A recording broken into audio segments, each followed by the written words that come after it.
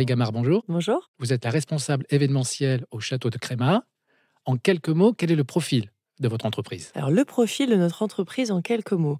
Nous sommes avant tout une terre viticole, mais nous sommes aussi une terre d'événements. Donc, ça veut dire qu'au château, il se passe plein de choses, accès au grand public, aux amateurs de vin et aux familles. Vous avez choisi de vous lancer dans une démarche volontaire de progrès à travers la labellisation qualité tourisme. Pour quelle raison? Eh bien, pour une raison toute simple. Déjà, c'est un sujet qui est complètement dans l'air du temps. Il faut absolument qu'on monte à bord de ce sujet, très important. Et puis surtout, je dirais que ce qu'on faisait auparavant de manière intuitive, eh bien, on a voulu conscientiser le sujet auprès de nos collaborateurs et puis aussi auprès de notre clientèle, de nos partenaires. Et donc, cette démarche qualité tourisme nous permet d'aller dans ce sens. Vous avez été accompagné par la filière tourisme de la CCI pour l'obtention du label. Concrètement, comment ça s'est traduit et quels ont été les avantages de cet accompagnement?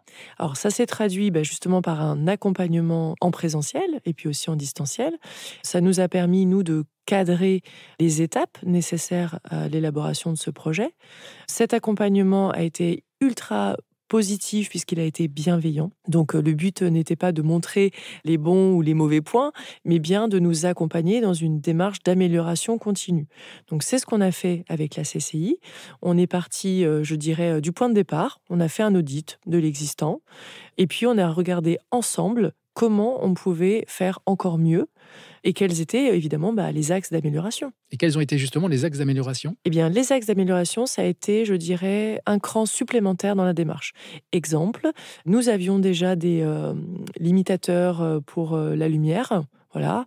Eh bien, il fallait créer une signalétique. C'est-à-dire, c'est bien de faire certaines choses, c'est encore mieux de communiquer dessus. Alors déjà, on l'a dit tout à l'heure pour éveiller les consciences, mais aussi, on est un lieu qui brasse énormément de public. Donc ce public-là peut ne pas prêter attention à des choses qui lui paraissent naturelles. Or, si on communique efficacement, eh bien, on éveille ses consciences et les gens vont faire attention à leur tour. Quelles sont les prochaines étapes pour vous? Alors, prochaines étapes, il y en a plein. Déjà, on aimerait devenir jardin remarquable.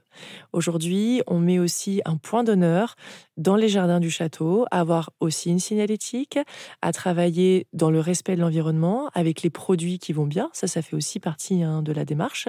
Donc ça, c'est quelque chose que nous, on a mis en marche depuis bien longtemps. Nous avons un arbre qui est déjà un arbre remarquable et nous aimerions avoir donc ce label également.